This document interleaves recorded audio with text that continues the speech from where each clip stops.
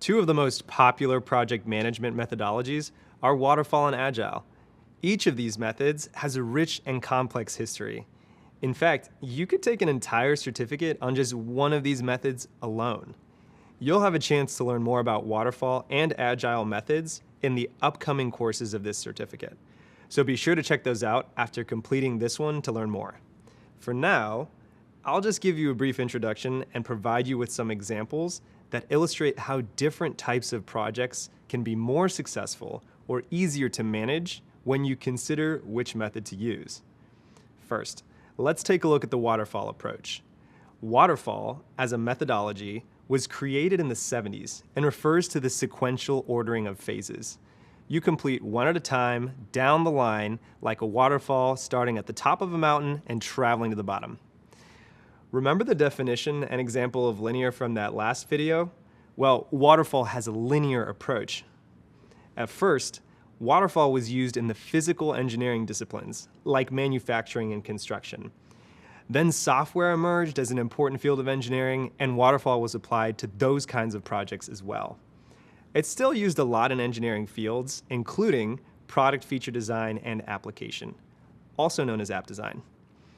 Over time, other industries like event planning and retail have adapted waterfall phases to fit their projects. There are now many styles of waterfall, and each style has its own specific set of steps. What they all have in common, though, is that they follow an ordered set of steps that are directly linked to clearly defined expectations, resources, and goals that are not likely to change. Let's take a closer look. The phases of a waterfall project lifecycle follow the same standard project lifecycle flow that you learned about earlier: initiating, planning, executing, which includes managing and completing tasks, and closing. So, when would you want to use a waterfall approach to project management? Well, when the phases of the project are clearly defined, or when there are tasks to complete before another can begin, or when changes to the project are very expensive to implement once it's started. For example, if you were catering an event for a client on a very tight budget, you might want to use waterfall methodology. This way, you could confirm the number of guests first, then very clearly define the menu, get approval and agreement on the menu items and costs, order the unreturnable ingredients, and successfully feed the guests. Because the budget is limited, you can't afford to make changes or waste food. The traditional method won't allow for the client to make changes to the menu once the order has been placed. You can also reserve tables, chairs, and dishes because you know exactly how much and what kind of food is being prepared. A well-thought-out traditional approach to managing a project can help you reach your desired outcome with as little pain as possible during the project implementation. By spending extra effort thinking through the entire project up front, you'll set yourself up for success. Now, in an ideal world, following this approach will help you identify the right people and tasks, plan accordingly to avoid any hiccups along the way, create room for documenting your plans and progress, and enable you to hit that goal. However, plans don't always go, well, according to plan. In fact, they rarely do. The waterfall method has some risk management practices to help avoid and deal with project changes. Luckily, there are other methodologies that are entirely built for change and flexibility.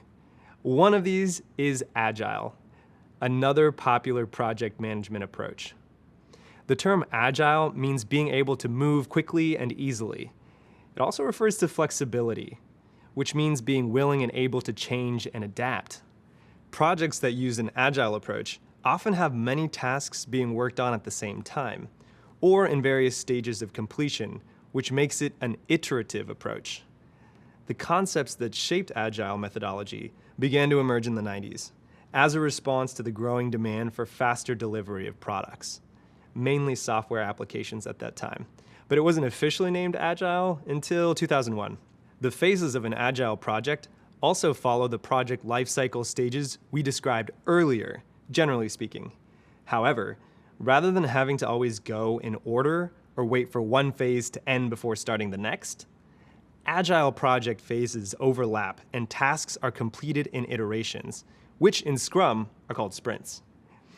Scrum is a form of Agile that you'll learn more about in the course focused entirely on Agile. And by sprint, we do not mean running a race as fast as possible.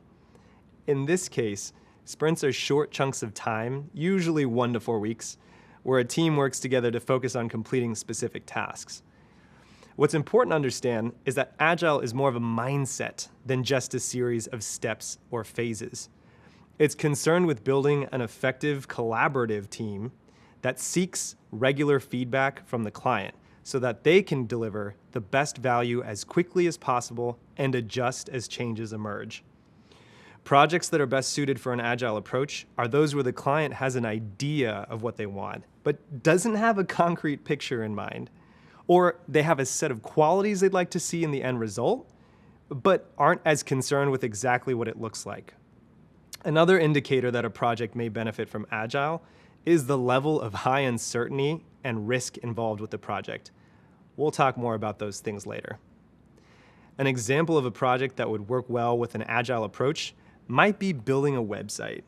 Your team would build the different parts of the website in sprints and deliver each part to the client as they are built. This way, the website can be launched with some parts, say the main homepage, that are complete and ready for public view, while other parts, maybe the company blog or the ability to book online appointments, continue to get built out over time. This allows the team to get feedback early on about what works and what doesn't, make adjustments along the way, and reduce wasted efforts. In this same website example, the waterfall method will plan for and require the whole website to be complete before it can launch. Having a basic understanding of waterfall and Agile will help you figure out an effective way to organize and plan out your project. And knowing about these two methodologies will come in handy during future job interviews, because you'll be able to demonstrate a solid understanding of the project management landscape. Waterfall and Agile are two of the more common and well-known project management methodologies, but they are by no means the only or the best ones. In the next videos, you'll learn about Lean Six Sigma, another way to approach projects. Here at Google, believe it or not, we select from many of these methodologies for project management.